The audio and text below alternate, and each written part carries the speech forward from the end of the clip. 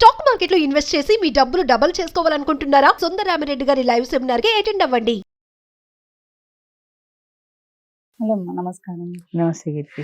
ఇప్పుడు మనం చూస్తాము కొన్నిసార్లు ఏమైనా ప్రపోజల్స్ చెప్పినప్పుడు, అంటే అది ఆడవాళ్ళు కావచ్చు మగవాళ్ళు కావచ్చు. మగవాళ్ళు ముఖ్యంగా ఏంటంటే, ఆడవాళ్ళు అంటే కొంచెం వేరే పెళ్లి చేయగానే ఆ భర్తతో అట్లా ఎంగేజ్ అయిపోతున్నారు ప్రేమ అని తర్వాత కూడా. అవును, మగవాళ్ళు ఏంటంటే ఇది తీసుకోలేకపోతారు ఒక్కొక్కసారి. రిజెక్ట్ చేసినప్పుడు ఒకసారి లవ్ రిలేషన్షిప్ లో ఉండి వేరే సంబంధం కుదిర్చినప్పుడు ఆ అమ్మాయి వెళ్ళిపోయినప్పుడు, లేదంటే ఒకసారి ఏదైనా వాళ్ళు ప్రపోజల్ పెట్టినా కానీ రిజెక్ట్ చేసినప్పుడు వాళ్ళు చాలా హార్ట్ కి తీసేసుకుంటారు. కొంతమంది ఎలా అంటే మానసికంగా డిప్రెషన్ లోకి వెళ్ళిపోవడము, కెరియర్ పట్టించుకోకపోవడము, వాళ్ళ చుట్టుపక్కల ఏమున్నా అవి పట్టించుకోకుండా కొన్నిసార్లు ఏంటంటే డిప్రెషన్ లోకి వెళ్ళిపోయి సూసైడల్ అటెంప్ట్స్ చేసి సూసైడ్ చేసుకున్న వాళ్ళు కూడా ఉన్నారు.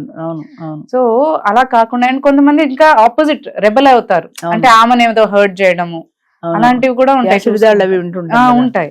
సో అలా కాకుండా ఒక రిజెక్షన్ వచ్చినప్పుడు ఆ మగాడు అసలు ఏం చెయ్యాలి అంటే, అది తీసుకొని దాన్ని తట్టుకొని ముందుకెళ్లే విధంగా ఆయన ఎలా మైండ్ సెట్ ప్రిపేర్ చేసుకోవాలి? ఇప్పుడు మనం చూస్తుంటాము జనరల్ గా, ఎవరైనా ఒక అమ్మాయికి ప్రపోజ్ చేశారనుకో, వాళ్ళిద్దరు ఇష్టపడ్డారు, లేదా ఆ అమ్మాయి వాడిని కాదండి, అమ్మాయి ఇష్టపడలా, వెంటనే మాకు మీటింగ్ కి రావడం మానేస్తాడు ఆయన. అంటే అది దాన్ని తట్టుకోలేకపోతున్నాడు అనమాట. ఆయన ఈగో హర్ట్ అయింది. నువ్వు నాకు వద్దు అనేటప్పటికీ నన్ను ఎందుకు వద్దంది అని అనుకుంటాడు తప్ప నేను నచ్చలేదేమో అని అనుకోడు. నాకేం తక్కువ, నన్ను ఎందుకు వద్దంది అంటే, మగవాడ ఆడదాన్ని వద్దు అనొచ్చు కానీ ఆడది మగవాడిని వద్దంటే మాకు మానేసిన వాళ్ళు కోకొల్లలు. ఎందుకయ్యా ఆవిడ కాకపోతే ఇంకా బోల్డ్ మంది ఉన్నారు, నెక్స్ట్ మీటింగ్కి రావచ్చు కదా నువ్వు అంటే, లేదు మేడం నేను రాను, ఆమె నన్ను వద్దంది అంటాడండి. ఆమె వద్దంటే జీవితం అంతా అయిపోయిందా? ఎంతో మంది ఉన్నారు. అంటే అది ఆ రిజెక్షన్ అనేది వీళ్ళు యాక్సెప్ట్ చేయలేకపోతున్నారు. ఆమె నన్ను వద్దంది అన్నప్పుడు ఈయన ఈగో హర్ట్ అవుతుంది.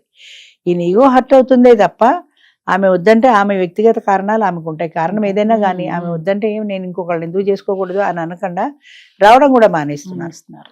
అంటే ఏంటంటే మెయిన్ అది ఆ ఫెయిల్యూర్ని వాళ్ళు తట్టుకోలేకపోతున్నారు. ముఖ్యంగా ఆడదే నన్ను వద్దందా అన్న ఫీలింగ్ చాలా ఎక్కువ. అంటే మగాడు ఆడదానికి వద్దు అనొచ్చు కానీ ఈయన అప్పటికి 3-4 వద్దనే వచ్చి ఉంటాడు, కానీ ఈమె వద్దంటే ఈయన యాక్సెప్ట్ చేయలేకపోతున్నాడు. దానికి కారణం ఏంటంటే ఆమె నన్ను వద్దంది అన్న అహంభావం, అహం దెబ్బతింటుంది వాడికి.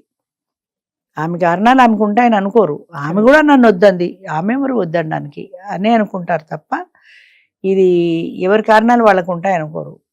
అంచేత మగవాళ్ళు కూడా అర్థం చేసుకోవాల్సింది ఏంటంటే, ఒకప్పుడు ఏదో మగవాడి ఇష్టం తప్ప ఆడదాని ఇష్టంతో సంబంధం లేదు ఒకప్పుడు. కానీ కాలం మారింది, మనుషులు మారారు, మనస్తత్వాలు మారాయి. ఆడవాళ్ళు కూడా ముందుకు వస్తున్నారు, వాళ్ళ ఇష్టాన్ని ధైర్యంగా ప్రకటిస్తున్నారు. అలా ప్రకటించినప్పుడు నన్ను వద్దంటుందేమో అనే భయం నీకెందుకు ఉండాలి? వద్దంటే వద్దంది, అది ఆమె ఇష్టం అని ఎందుకు అనుకోరు? నన్ను వద్దనకూడదు, నన్ను చూడగానే అది ఓకే చేయాల్సింది తప్ప నో అని చెప్పడానికి వీల్లేదు అన్న ఈగో చాలా ఎక్కువ ఉంది. ఇప్పుడు మా మీటింగ్లో కూడా చాలామంది మగవాళ్ళు వస్తారు. ఆడవాళ్ళని పరిచయం చేసుకున్న తర్వాత ఈయన ఎవరో నెంబర్ 44 టోకెన్ ఆవిడతో మాట్లాడతాను అంటాడు వచ్చి. ఆ 44 టోకెన్ ఆవిడ అసలు లేవని కూడా లేవదు. అంటే ఈయన స్టేజ్ దగ్గరికి వచ్చి నేను మాట్లాడతాను అనగానే ఈయన చూస్తుంది కదా, ఈయన నచ్చలేదు ఆవిడకి. నచ్చకపోతే ఇంకెళ్ళడం మాట్లాడడం ఎందుకు, దండగాని రాదు.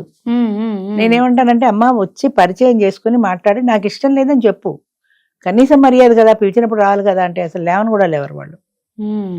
అంటే అది నాకు నచ్చని వాడితో నేను మాట్లాడేది ఏంటి, ఎలాగూ చెప్పేదే కదా, మళ్ళీ వాడి మొహం మీద నేను చెప్పడం ఎందుకు అన్న భావన వాళ్ళది అయి ఉండొచ్చు. అది ఒకప్పుడు జరిగేది అలా. ఇప్పుడు లేటెస్ట్ ట్రెండ్ ఏంటంటే, లాస్ట్ మీటింగ్ నుంచి చూస్తున్నాము, ఆడవాళ్ళు ఇష్టపడి పలానా ఆయనతో మాట్లాడుతూ ఉంటే మగవాళ్ళు కూడా లేవటల్లా. అంటే ఈయనకి ఆవిడ నచ్చల. కారణం ఏదైనా కానీ మీకు మెయిన్ నచ్చడమే కాదు, మాకు కూడా మీరు నచ్చాలి అని. ఈయనకి ఏదో ఆవిడ అందమో చందమో, హైటో లావో సన్నమో తెలుపో నలుపో లేదా ఆవిడ చదువో ఏదో నచ్చలేదు. నచ్చక ఆవిడ 44 టోకెన్తో మాట్లాడతానంటే ఆయన కూడా ముందుకు రాడు. ఎవరు బాబు 44 అంటే అప్పుడు లేస్తాడు. ఏమయ్యా నువ్వు ఆవిడతో పిలుస్తుంది మాట్లాడచ్చు కదంటే, నాకు ఇంట్రెస్ట్ లేదు మేడం అని చెప్పేసి కూర్చుంటాడు. అంటే ఏంటనమాట, ఆడదానికి మగవాడు నచ్చట్లా, మగవాడికి ఆడది నచ్చట్లా. అలాగే ఇక్కడ కూడా ఏంటంటే, ఇప్పుడు ఆడది ఒకవేళ నచ్చలేదు అంటే వీళ్ళ ఈగో హర్ట్ అవుతుంది. ఇప్పుడు ఆడది కూడా చాలా మంది మగవాళ్ళని నచ్చలేదు అంటున్నారు. ఈగో హర్ట్ అవుతుంది తప్ప ఆవిడ కారణాలు ఆవిడకుంటే ఆవిడకి నచ్చపోవచ్చు అని అనుకోలేకపోతున్నారు. అది యాక్సెప్ట్ చేయగలగాలి, ఆ మన మనసు కూడా యాక్సెప్ట్ చేయగలగాలి. అంటే ఫెయిల్యూర్ని ఇప్పుడు 10th క్లాసెస్ వాడు సూసైడ్ చేసుకుంటాడు, ప్రేమ ఫెయిల్ అయిన వాడు సూసైడ్ చేసుకుంటాడు, ఉద్యోగం దొరకలేదన్న డిప్రెషన్తో సూసైడ్ చేసుకుంటారు. వీళ్ళందరికీ సూసైడ్ ఒకటే మార్గం కాదు కదా. After all 10th class fail అయిపోతే జీవితమే పోలే కదా, ఇంకోసారి కట్టు పాస్ అవ్వచ్చు కదా అని అనుకోడు. ఆ క్షణంలో ఆ మూమెంట్లో వాడికి అనిపించదు ఏదో 10th క్లాస్ ఫెయిల్ అయిపోయా ఎందుకు నా జీవితం అనో, లేదా పేరెంట్స్ తిడతారన్న భయమో వాడిని సూసైడ్కి దారితీస్తుంది తప్ప. అంటే చిన్న చిన్న ఫెయిల్యూర్స్తో జీవితాన్ని నాశనం చేసుకుంటారు. కానీ జీవితంలో ఇది ఒకటే కాదు, ఇంకా చాలా ఉన్నాయి జీవితంలో. నేను ఓడిపోయాను కరెక్టే, ఇంకొకసారి ప్రయత్నం చేసి నగ్గచ్చు కదా, ఇంకొకసారి 10th క్లాస్ కట్టుకోవచ్చు కదా అన్న ఆలోచన రావటం. అంటే ఫెయిల్యూర్ని యాక్సెప్ట్ చేయలేకపోతున్నారు. మెయిన్ ఎక్కడొస్తుందంటే ఏ చిన్న విషయంలో అయినా సరే ఫెయిల్యూర్ని యాక్సెప్ట్ చేయలేకపోతున్నారు. అయితే చిన్నప్పుడు ఎక్కడో చదువుకున్నాం, గజని 18 సార్లు ఓడిపోయి 19వ సారి నెగ్గాడు, 17 సార్లు ఓడిపోయి గజని మహమ్మద్ 18వ సారి నెగ్గాడు. 17 సార్లు యుద్ధానికి వెళ్ళినా ఓడిపోయినా ఆయన ప్రయత్నం మానలా, చివరికి 18వ సారి నెగ్గాడు.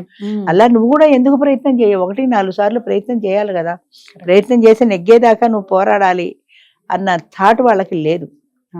పేరెంట్స్ కూడా ఏమవుతుందంటే వాళ్ళు ఫెయిల్ అయినప్పుడు వాళ్ళకి ధైర్యం చెప్పాలి, వాళ్ళకి ఆత్మవిశ్వాసం కలిగించాలి. ఎదవా నువ్వు పాస్ అవ్వలేదని ఇంకో 4 తిడతారు, లేదా చదువు మానేసి ఏ డ్రైవర్గానే వెళ్ళని తిడతారు తప్ప నువ్వు సాధించగలవు, ఈసారి ఏదో బ్యాడ్ లక్ అయిపోయింది ఇంకోసారి ప్రయత్నం చేయి, నువ్వు పాస్ అవుతావని వాళ్ళలో కాన్ఫిడెన్స్ని డెవలప్ చేయాలి. అది ఆ ఓపిక పేరెంట్స్కి ఉండట్లా. నీకు బోల్డ్ లక్షలు ఫీజులు కట్టాము కాలేజీకి స్కూల్కి, 10th క్లాస్ ఫెయిల్ అయ్యి ఇంట్లో కూర్చున్నావు అని తిడతారేమో అనే భయం కొంత ఉంటుంది. ఆ భయంతో సూసైడ్కి ప్రయత్నం చేస్తారు. మెయిన్లీ ఏంటంటే వీళ్ళలో వాళ్ళ కాన్ఫిడెన్స్ లోపించటం, చిన్న చిన్న ఓటమిలను కూడా భరించలేకపోవటం. అది సైకాలజిస్టులు కూడా చెప్తుంటారు, చిన్న చిన్న ఓటమిని భరించలేకపోవడం. లవ్ ఫెయిల్యూర్ అయితే చచ్చిపోతారు. దేశంలో ఇదొకతే ఉందా, ఎంతమంది లేరు, ఇంకొకళ్ళని చూసుకోవచ్చు కదా అని అనిపించదు ఆ క్షణంలో. అది నన్ను వద్దంది ఎందుకు నాకు ఈ జీవితం చచ్చిపోతాను. లవ్ ఒకటే జీవితం కాదు, జీవితంలో చాలా ఉన్నాయి ఇంపార్టెంట్వి అని అనుకోరు ఆ క్షణంలో. 10th క్లాస్ ఫెయిల్ అవడం ఒకటే కాదు, జీవితంలో నేను సాధించవలసినవి ఎన్నో ఉన్నాయి అని ఆ క్షణంలో అనిపించదు. అంచేత ఓటమిని అంగీకరించలేకపోవడం అనేది ప్రధానమైన కారణం వీటిల్లో. అది యాక్సెప్ట్ చేయగలిగితే నేను ఈ ఓటమిని నేను విజయంగా సాధిస్తాను అని పట్టుదల పడితే అదే ఏ ఓటమి అయితే వచ్చిందో దాన్నే సక్సెస్ చేసుకోగలరు వాళ్ళు. కానీ అంత కాన్ఫిడెన్స్ మనిషికి లేకపోవటం అన్నది ఫెయిల్యూర్కి ప్రధానమైన కారణం. దాన్ని యాక్సెప్ట్ చేయగలగాలి, పట్టుదలతో అదే పరీక్ష లాంటివి అయితే సాధించగలగాలి. అమ్మాయి విషయంలో ప్రేమ ఫెయిల్ అయింది అనుకో, ఈ ప్రేమ ఒకటే కాదు కదా జీవితంలో, అమ్మ ప్రేమ ఉంది, చెల్లి ప్రేమ ఉంది, స్నేహితుల ప్రేమ ఉంది, బాధ్యతలు ఉన్నాయి. ఇన్ని ప్రేమల్ని ఆఫ్టర్ ఆల్ ఒక్క ప్రేమ కోసమని నేను ఎందుకు త్యాగం చేయాలి అనుకోరు, ఊరే వేసుకుంటారు అంతే. ఒక దాన్ని నా చావుకి ఇదే కారణం ఏదో రాసేస్తారు, చచ్చిపోతారు అంతే. కానీ నిన్ను కని పెంచి 20 ఏళ్ళు కని పెంచిన తల్లిదండ్రులు ఎంత వాళ్ళకి ఎంత బాధాకరం అది. ఆఫ్టర్ ఆల్ ఎదవ ప్రేమ కోసం చచ్చిపోయావు నువ్వు అని ఒక్కసారి వెనక్కి తిరిగి ఆలోచించుకోరు కదా. ఆవేశం ఆలోచనని రానివ్వదు.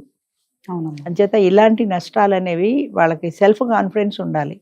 ఒకవేళ ఓడిపోతే జీవితం అయిపోలే, మళ్ళీ ఇంకొకసారి సాధిద్దాం అని అనుకోగలగాలి. కానీ ఈ ఓటమే జీవితము, ఇదే శాశ్వతము అని అనుకుంటే ఎప్పటికైనా అలాగే నష్టపోతారు. రిజెక్ట్ చేసినా కానీ మీరు అన్నట్టు కాన్ఫిడెన్స్ తో అంటే నేను బతికి చూపించాలి అది వాళ్ళకి అంతే. అది ఏ విషయంలో అయితే ఫెయిల్ అయ్యావో ఆ విషయంలో నువ్వు బ్రతికి చూపించు, నువ్వు సాధించి చూపించు. ఇప్పుడు అమ్మాయి కాదండి, దానికంటే అందమైన వాళ్ళని దానికంటే ఉన్న వాళ్ళని నేను చేసుకుని చూపిస్తా అని ఎందుకు ఛాలెంజ్ చేసుకోవు నిన్ను నువ్వు? అలా మైండ్ నువ్వు కాదంటే నా జీవితం అయిపోలేదు అని ఎందుకు ఛాలెంజ్ చేసుకోవద్దు? ఏదో సినిమాలో చూపిస్తాడు, వాడు కాదంటే అది ఇంకోటిని పెళ్లి చేసుకుంటుంది, ఆ తర్వాత వీడి జీవితం అంతా స్పాయిల్ అయిపోతుంది. అప్పుడు అది తారస్థాయిలో ఉంది, వీడు ఫెయిల్ అయిపోయాడు. అప్పుడు అనిపించింది అయ్యో అమ్మాయిని పెళ్లి చేసుకుంటే బాగుంటుంది కదా అని అప్పుడు అనిపించింది వాడికి. కానీ ఆల్రెడీ దాన్ని పెళ్లి అయిపోయింది, మంచి స్థాయిలోకి వెళ్ళిపోయింది. అంచేత కాన్ఫిడెన్స్ అనేది ఉండాలి జీవితంలో. ఎప్పుడు కూడా వాళ్ళ కాన్ఫిడెన్స్ని వాళ్ళు కోల్పోకూడదు. ఆత్మవిశ్వాసం ఉండాలి, ధైర్యం ఉండాలి. ఒకరు చెప్పిన మాటకి మనం ఈల్డ్ అయిపోకూడదు. వాళ్ళు బాగాలేదంటే బాగాలేదు, బాగుందంటే బాగుంది అని ఒకళ్ళ మీద డిపెండ్ కాకూడదు. మన ఆలోచన మనకు ఉండాలి. మనం నిలబడాలి అంటే నిలబడాలి, అంతేగాని ఎవరో ఏదో అన్నారు అని మనం కుంగిపోకూడదు. అలా కుంగిపోతే ఇంకా దిగజారుడు తనమే అవుతుంది అది. Thank you. ఓకే.